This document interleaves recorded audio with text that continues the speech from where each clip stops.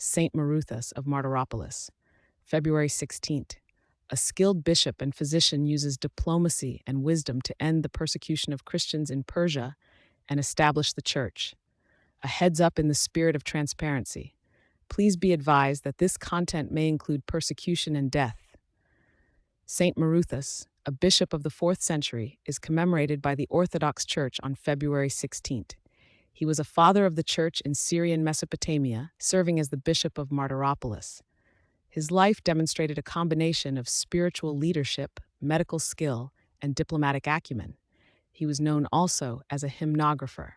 Born in Mesopotamia, Saint Marouthas became bishop of a city in Sophene. He lived during the same period as Saint John Chrysostom, with whom he shared a friendship. His commitment to the purity of Orthodox teaching was evident early in his episcopacy. In the year 381, he participated in the Second Ecumenical Council held in Constantinople, which affirmed the Nicene Creed and condemned the heresy of Macedonius. 2 years later, in 383, he attended a local council in Antioch that addressed and condemned the Massalian heresy, which promoted a false form of asceticism.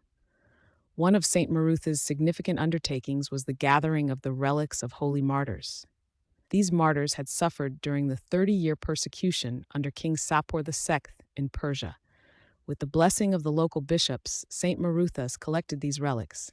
He then founded a city, naming it Martyropolis, which means City of the Martyrs. In this city, he established a large church to house the precious relics, providing a place for the faithful to venerate those who had offered their lives as a witness to Christ. This act of reverence for the martyrs strengthened the resolve of the local church and created a center of pilgrimage and devotion. St. Marouthas' abilities extended beyond ecclesiastical administration. He was sent twice by the Roman Emperor Theodosius the Younger as an ambassador to the Persian court of King Yazdegerd I, who reigned from 399 to 420. During his time at the Persian court, St. Marouthas, who was also a skilled physician, healed King Yazdegerd I of a severe illness. This act earned him the king's respect and favor, opening a path for his advocacy on behalf of the Christians in Persia. While at the Persian court, St. Marouthas confronted the practices of the pagan magi. These magi attempted to undermine his influence by staging a deception.